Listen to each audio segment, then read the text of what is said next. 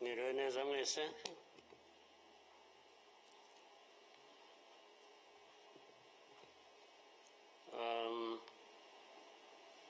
Kugira ngo byoroshye wenda kugira aho mpera,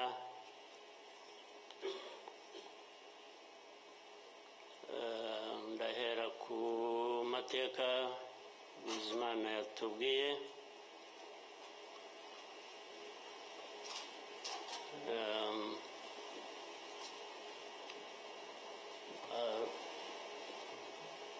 Arambuye,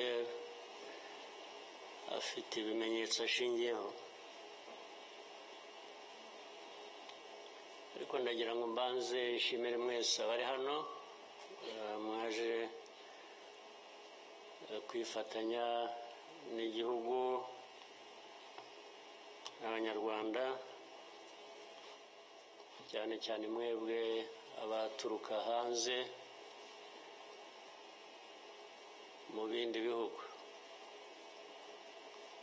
cyangwa abihagarariye hano mu gihugu cyacu.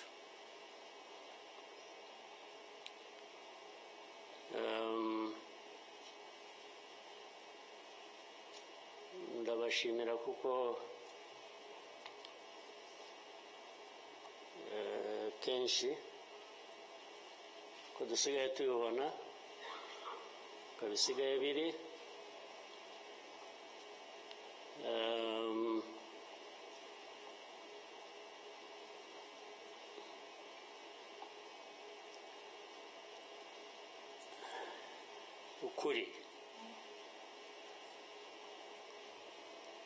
ukuri ntabwo kukigenderwaho,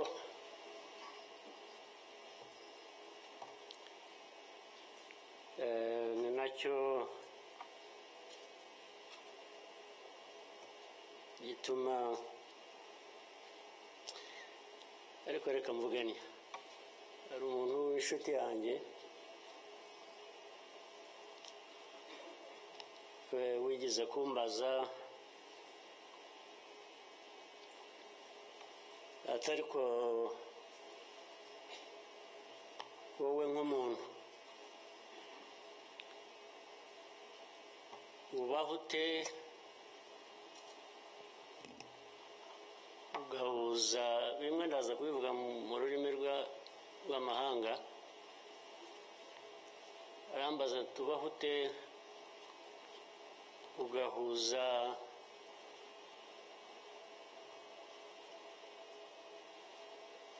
the dark past and the cruel present.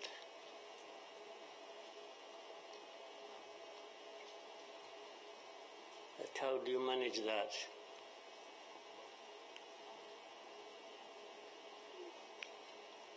Ariko uko nabyumvaga ntabwo ari igihe yabazaga gusa, yabazaga u Rwanda.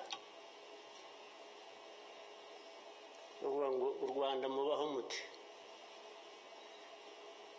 with a very dark past and a very cruel present.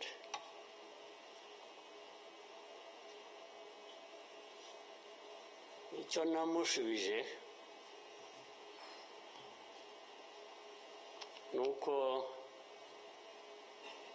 from the beginning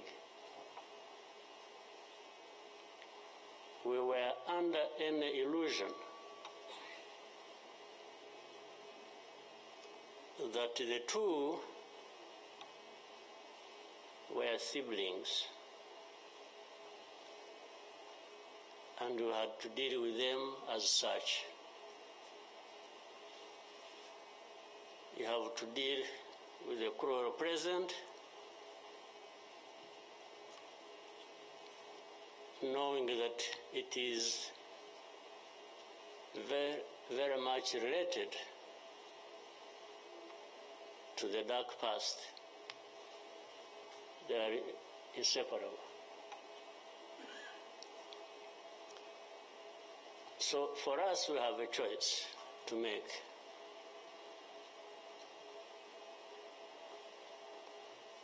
You are either crushed in between and you stop existing, or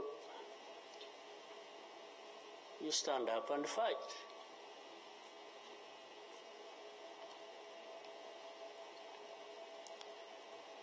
When people are saying in the testimony that, the hope they have and that what happened here 30-something years ago will never happen again.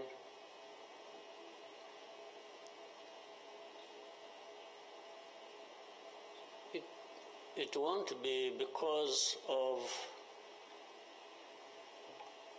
those who were responsible for that dark past will not try again, or are not even trying now again. It will not happen again just because there will be people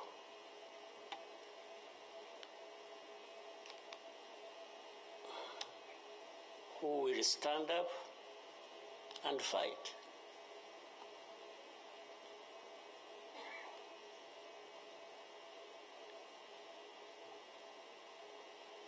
It's not because there are fewer people who wish to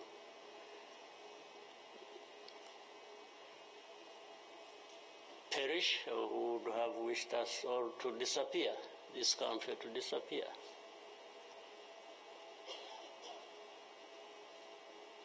But how can people accept that? How can people not stand up and fight? Because anyway, well, there is a risk you may die when you stand up to fight. But if you don't, it's a sure thing you are going to die.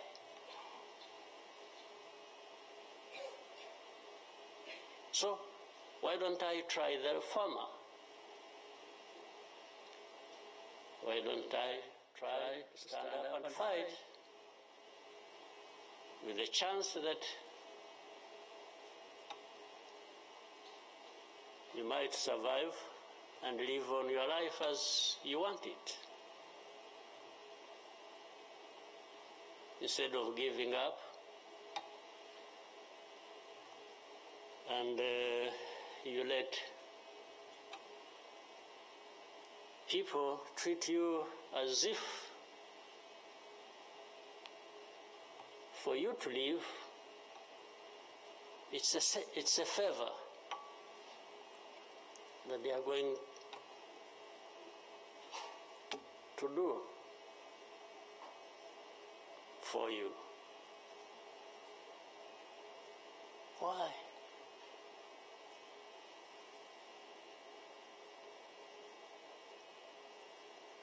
I've also had people come to me and warn me and say, President, you know you are too vocal, you say things that challenge these people who have the power in their hands and they're going to kill you. Well, first of all, it means they are killers.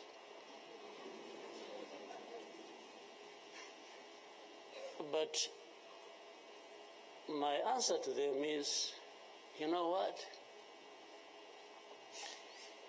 If I were to be there to just accept these things to happen, I don't think I would count myself as living anyway. It's like I would already be dead. To live a life of lies, of pretense,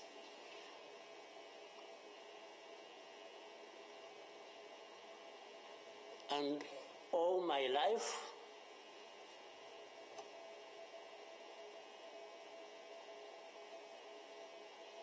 to somebody else, I would be dead anyway. So why don't I die fighting?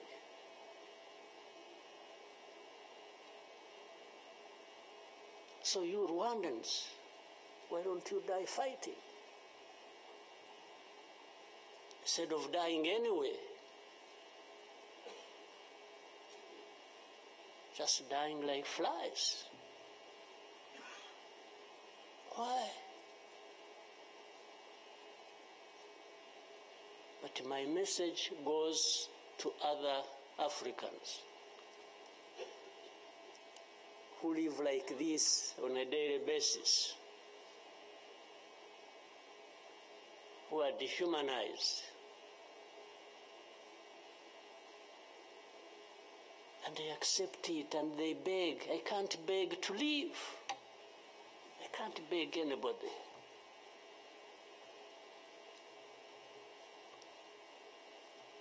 We will fight. If I lose, I lose. But there is a chance. There is a chance, a significant chance, that if you stand up and fight, you will live. And you will have lived a dignified life that you deserve, that anybody else deserves. So these people who are there to the UN, they are there to these Western capitals, they are everywhere, they are just saying, Rwanda. This small country, this Rwanda. I mean, you see, when you are talking about Rwanda and ganging up together against Rwanda, you think it's some country that is, I don't know. Then when I remember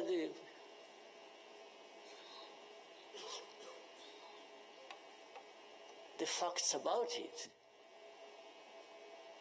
I just imagine the world has gone amok.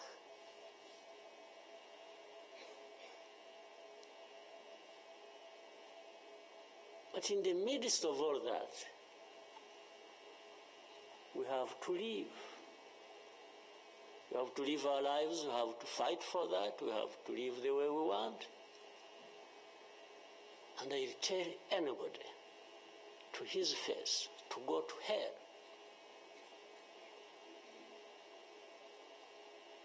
If anyone comes around and thinks they can, they come and say, hey, we're going to sanction you. To what? Go to hell. Just go to hell.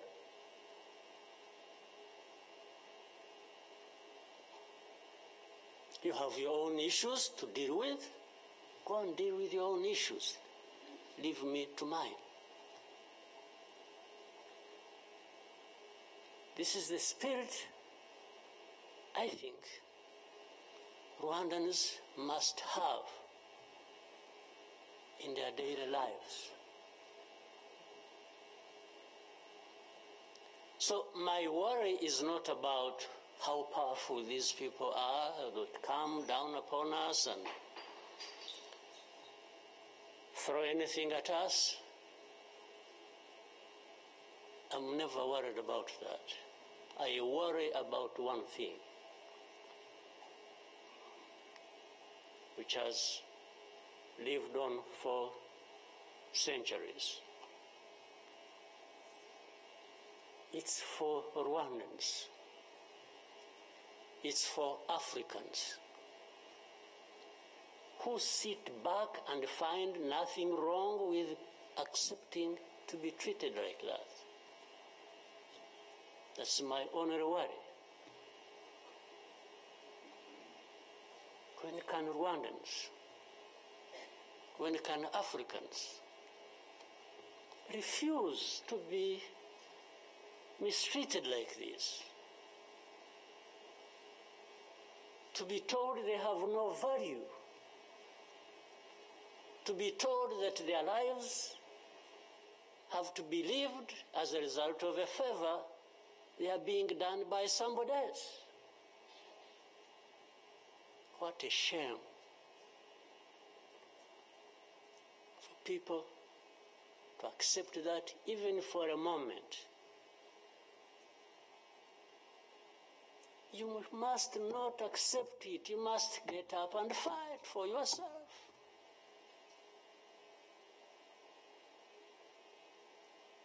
And then you have fools leading countries and being used as puppets.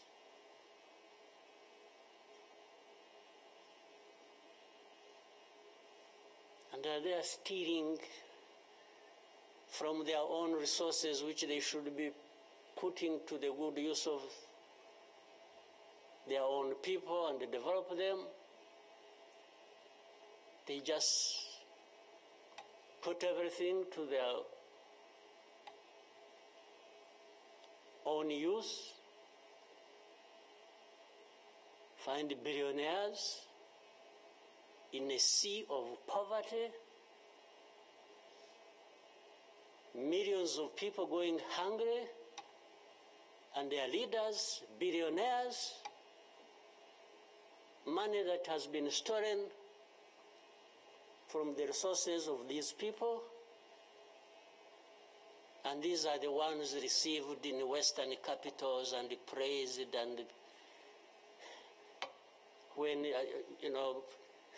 Rwanda is being crucified literally at the UN, everywhere, these are the ones who show up and everybody else is doing their bidding.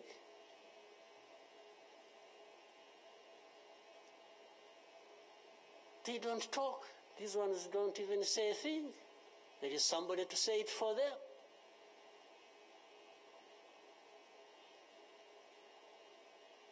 They don't say a thing. Even in meetings where solutions are being thought about and crafted and so on, they are absent because somebody else is there. They are addressed there. When their name comes up, they say, no. You see, I see it on a daily basis. Somebody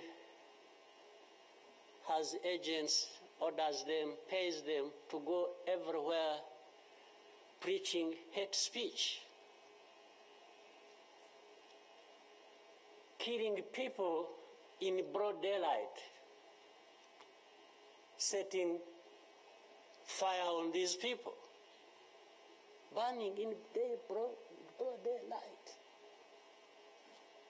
And when it comes up for discussion, they say, no, it's not this one. No. You see, some other people, we look for them. But the person keeps coming up. He says, no, I will take the war to Kigali. I'll remove the government, these Tutsis. We are tired of them, like we were tired of them 31 years ago. Here. And it's okay. These wonderful people, these powerful people who tell us what to do and what not to do, they are okay with that. They are fine with that.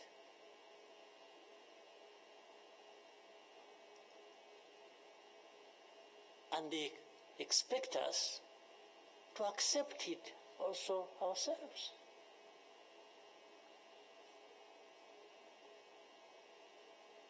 In broad daylight.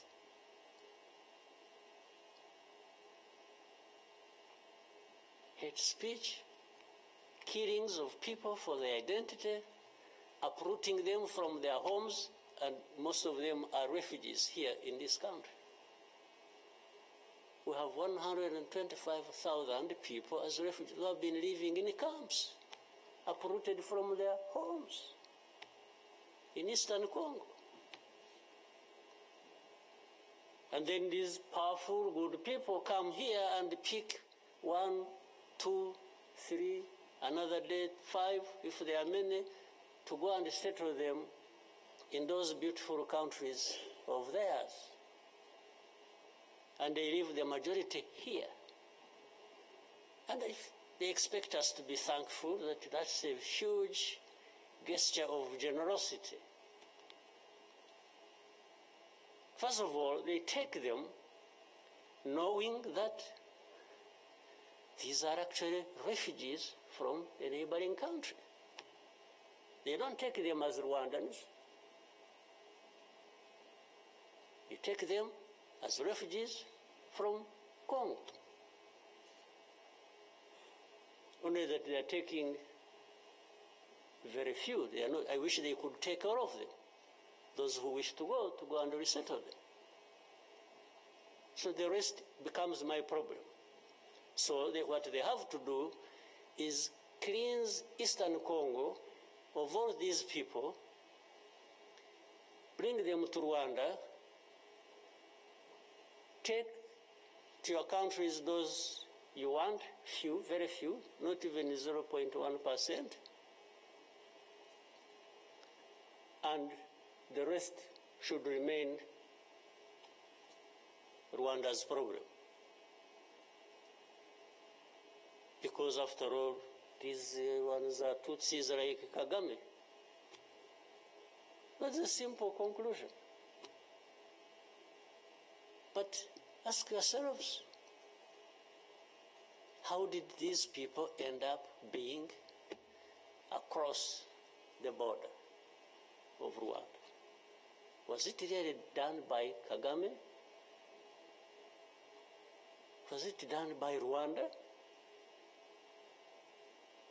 No, for us, we are here lucky that we are alive, that we survived.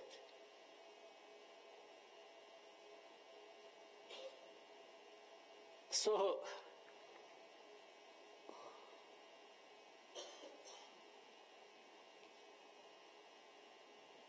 but as I say this,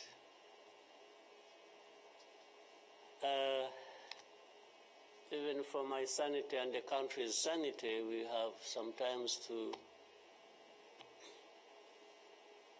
just try to do things differently. Meaning, if you want to be helpful, if you want us to be partners, we are happy to play our part, and you can be sure you will find a reliable partner in us, irrespective of what we think about you.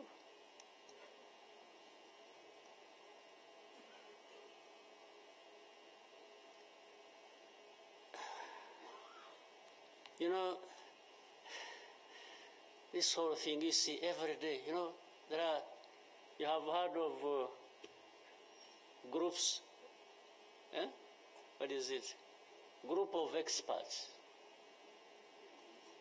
You have heard of that thing? These are people who go around, experts who are supposed to know better our situation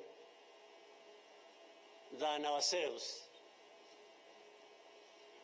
Can you imagine? And the ones who lead those groups are the very people connected with this history I'm talking about, or that Bizimana was talking about. Can you imagine the cynicism?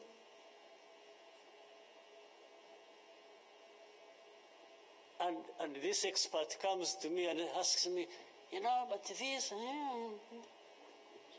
So the whole thing about genocide, this ideology that has killed millions of people, has been turned into a problem of minerals.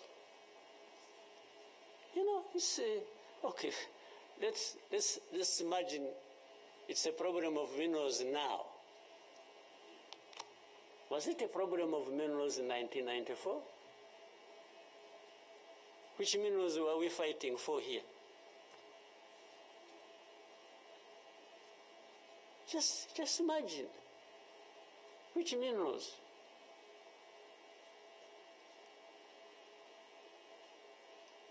Second, if it were to be minerals, how many are actually fighting for these minerals in those places, assuming you found evidence about Rwanda being implicated in what's happening in Congo for minerals in Eastern Congo? Are you really saying it is just Rwanda? Why don't you be brave enough to say Rwanda is invading our territory we have created for ourselves and is encroaching on the minerals we are also encroaching on in Eastern Congo? But why don't you be brave enough to admit that? At least to say that.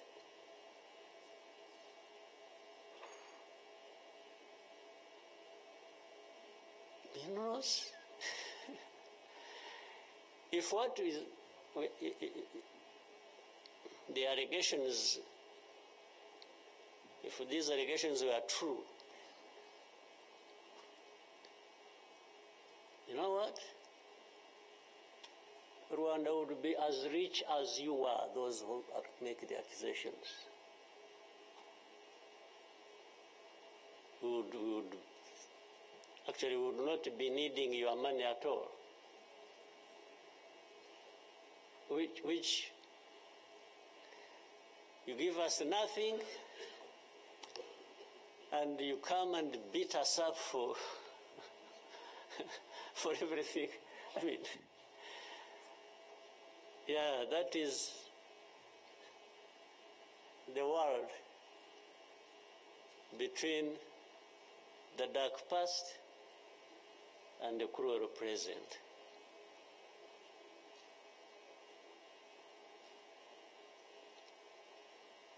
But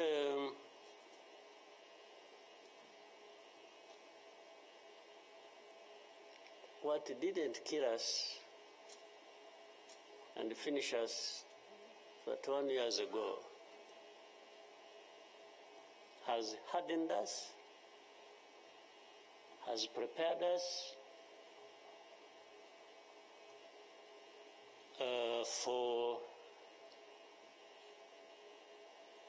the bad things that will always come anytime these people want and wish.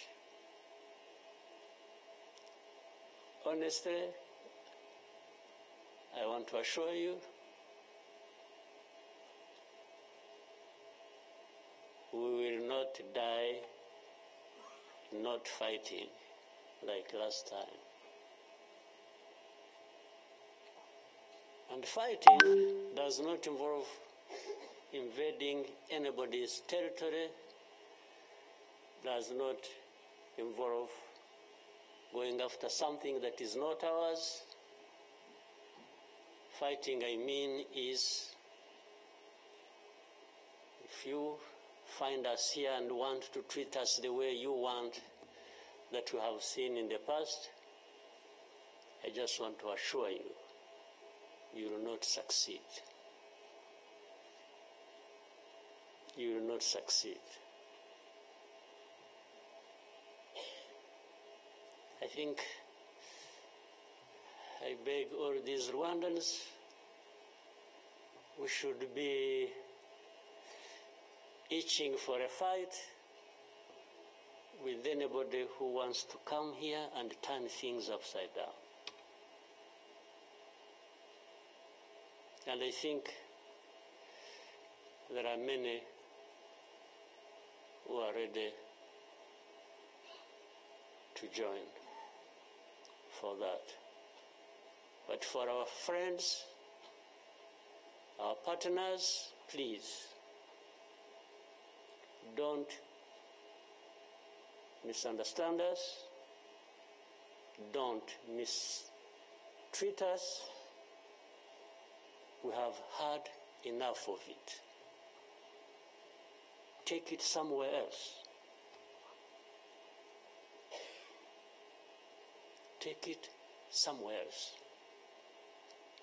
You know, this Bizimana who was telling you this whole history, by the Bizimana, if you could compile that and distribute it to our friends and all of us. I actually want a copy of what you...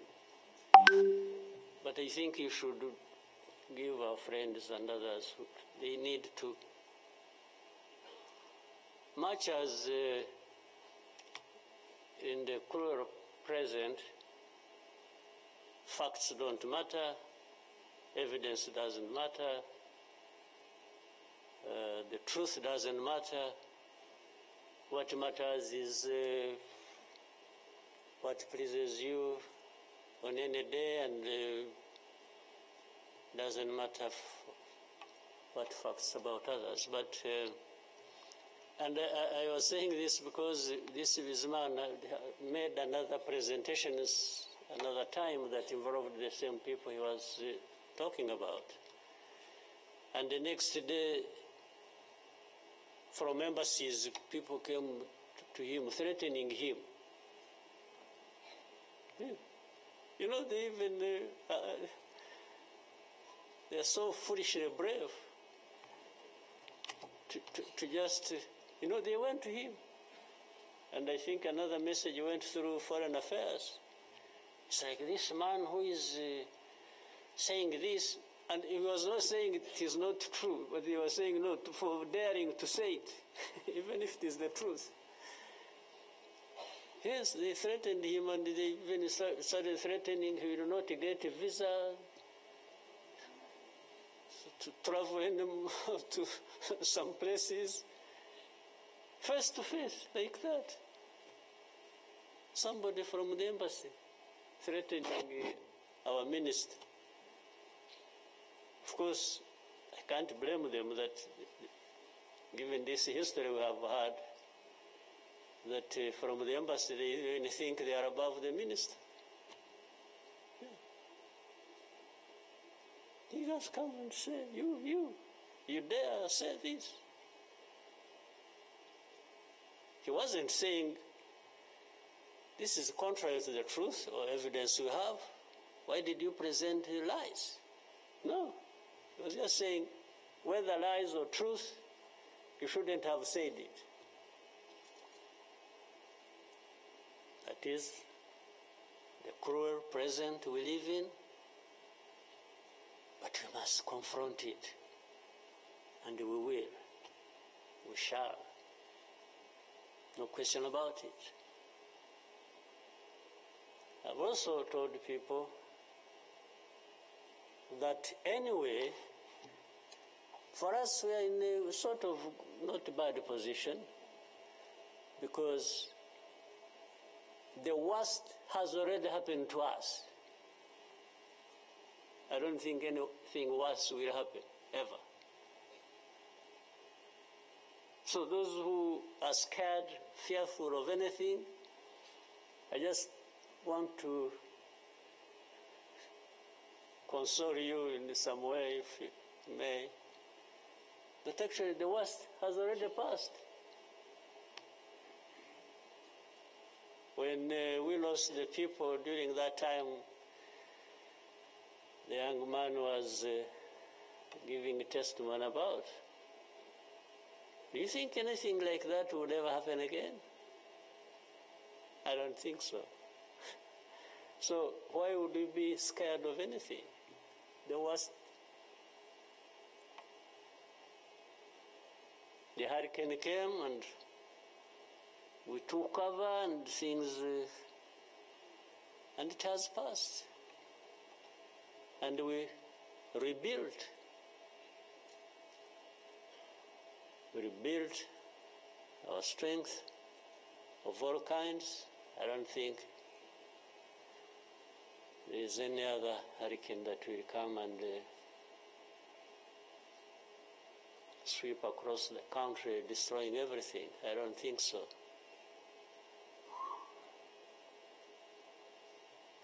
So, and this day always reminds us of some of the things that I ignored and the facts that remember the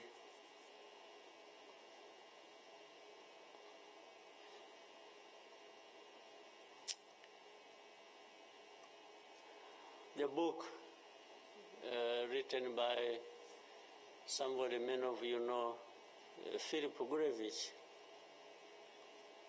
with a very long title. When he and this is a man who, well, at least I would have wished if they could think of such a man and put him in the group of experts, maybe they would benefit from. But you bring somebody just because she comes from a country that colonized Rwanda and that becomes the expert. I think that's not serious. But he said that the title of the book was, "We wish to inform you that tomorrow we'll be killed with our families." You know, who were they informing? And who was going to stop that? And who was going to come to their rescue? Nobody. It just happened as they said it. People kept telling the world, "We want to inform you that tomorrow we're going to be killed with all our families." And who cared? And the families were killed indeed, including the family of the young man who was testifying here. Well, including our families, those of us standing here who have been demonized every single day about our history. The history where there is a force that always has been attempting to turn victims into perpetrators. So these people who give testimonies and say what happened to them, they are actually now perpetrators. They are no longer victims. So the cynicism I was talking about of what happens in this world is that these very people who barely survived and who lost everything else and their families are now the victims, the perpetrators, no longer victims. That's what the world wants to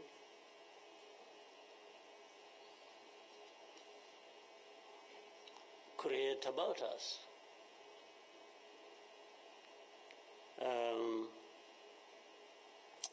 I think I should, even for, again, the sake of our sanity, maybe we'll always, you know, during the war times, to keep my own balance, you know, there used to be battles taking place across the country, militias killing people, RPA soldiers fighting government forces. Sometimes in our movements, one of the commanders would come to me and say, "President, you come and see what has happened here." I went there once and saw a mass grave that they had just dug with caterpillars and been I think they had put in over 2,000 people. And from that lot, we found 12 people are still breathing. And we got them out. I was told the other day of the 12, I think they lived for some time, and then now they are remaining 7 out of 12. I kept following the story. 7 are still alive. I think 5 died of... But from that moment,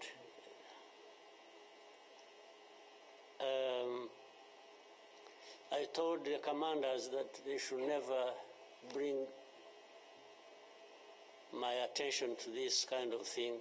They should just handle it, and we agreed how they would be handling it. But I should never, I don't even need to be informed or, and the reason was simple. And that, fortunately, such a moment of remembrance sort of takes you back into that. But the reason was I didn't want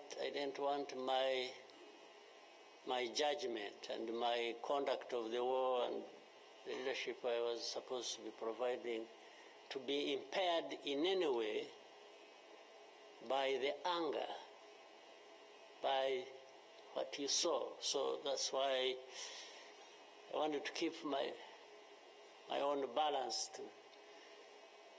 so that we go through so many things. But otherwise, if I kept seeing this, putting people out of a mass grave, and then your mind goes to say, but who is this doing?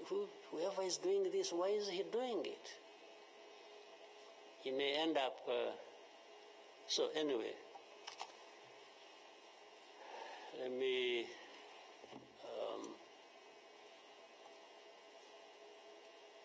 end here. There will always be another day, another year to commemorate our lost people. But for Rwandans, I beg you,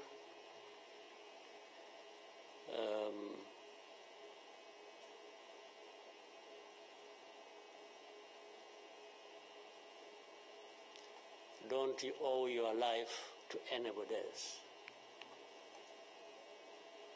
And please have the courage to deal with the situation and moment as it is. Don't offend anybody, but always fight for what is yours. Don't allow anybody else to dictate to you how you should live your life, because the moment you accept it, that is the day you have lost your life. God bless you.